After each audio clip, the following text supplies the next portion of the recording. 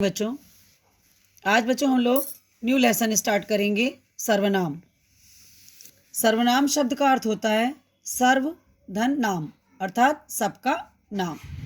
सर्वनाम शब्द बच्चों संज्ञा के स्थान पर प्रयुक्त होते हैं, अर्थात संज्ञा के स्थान पर इनका प्रयोग किया जाता है। इनका प्रयोग हर संज्ञा शब्द के स्थान पर किया जा सकता है। जैसे उदाहरण के रूप में आप देखिए, आपके पास है, चिया ने चिया की माँ को बताया कि चिया चिया की माँ के लिए साड़ी लाई है। अब आप देख रहे हो इस वाक्य में चिया जो है नाम है, संज्ञा है। ये संज्ञा देखिए बार बार रिपीट हुई है, पुनरावृत्ति इसकी बार बार हुई है। इसलिए हम यहाँ पे क्या करेंगे, सर्वनाम का प्रयोग करेंगे, जिससे कि हमारी भाषा और अच्छी सौंदर्यवर्धक हो जाए। तो जैसे देखिए, चिया ने अपनी माँ से को बताया कि वह उसके लिए साड़ी लाई है। अब देखिए वही वाक्य कितना सिंपल में हो गया और संज्ञा का बार बार प्रयोग भी नहीं करना पड़ा।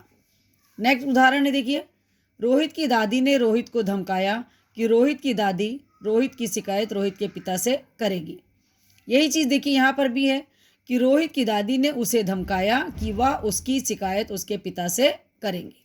आपने देखा यहाँ पर कि संज्ञा के स्थान पर सर्वनाम का प्रयोग करके हमने वाक्य को कितना अर्थपूर्ण और स्पष्ट कर दिया है।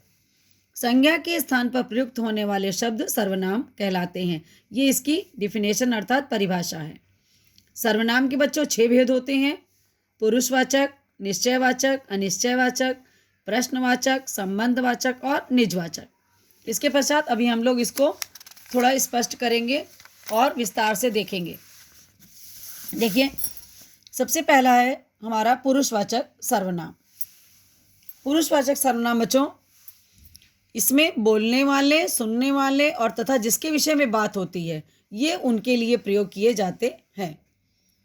इसलिए पुरुषवाचक सर्वनाम के बच्चों 3 भेद होते हैं: उत्तम पुरुष, मध्यम पुरुष और अन्य पुरुष। उत्तम पुरुष बोलने वाला व्यक्ति होता है, जैसे मैं, मैंने, हम, मेरा आदि। उसी प्रकार सुनने वाला अर्थात जो हमारी जिससे हम अपनी बात को कह रहे हैं, वो कौन हो गया, मध्यम पुरुष। ठीक है, जैसे तुम, तुझे, आप, तेरा, तुम्हारा आदि। अन्य पुरुष बोलने और अन्य व्यक्ति के लिए जिन सर्वनामों का प्रयोग करता है वे अन्य पुरुष सर्वनाम होते हैं। जैसे वह, उसे, उस, अर्थात हम जिसके बारे में बात करते हैं, ठीक है, वो तीसरा व्यक्ति अन्य पुरुष।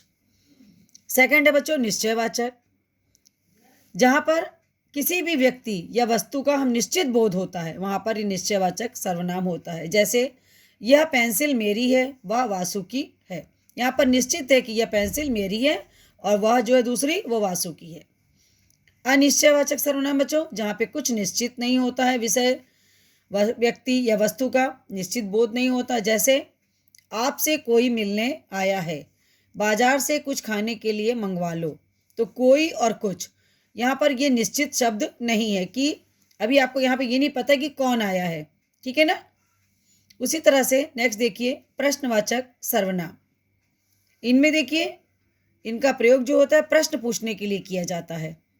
क्या, किसने, कौन आदि शब्द लगाकर हम इन सर्वनामों का प्रयोग करते हैं। जैसे तुम क्या लेने गए थे, यह कप किसने तोड़ा। सबसे बड़ी बात आप इसमें इस तरह से वाक्य में समझ लोगे कि जब क्वेश्चन मार्क लगा होता है, प्रश्नवाचक चिन्ह लगा होता है, तो वहाँ पर प्रश्नवाचक सर्वनाम होता है। नेक्स्ट देखिए संबंधवाचक सर्वनाम।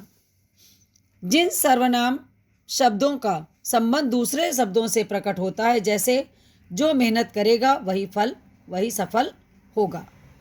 निजवाचक, निज का मतलब ही होता है बच्चों अपना, स्वयं का।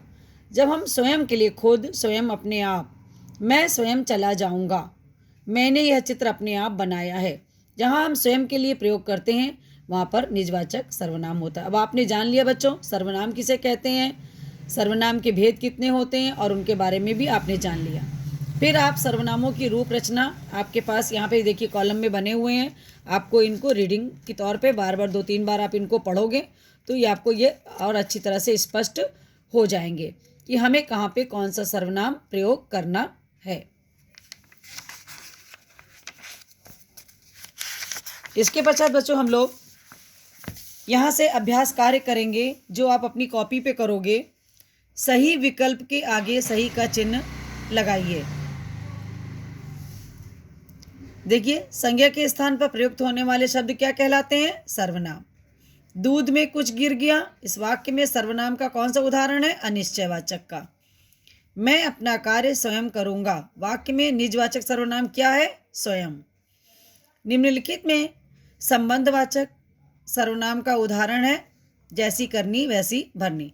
इस तरह से बच्चों ये एक्सरसाइज मैंने आपको क्लास में भी करा दी है और आगे भी मैंने नेक्स्ट ये खा भी कराई है। तो का और खा आप कर लोगे कॉपी पर अपने, ठीक है।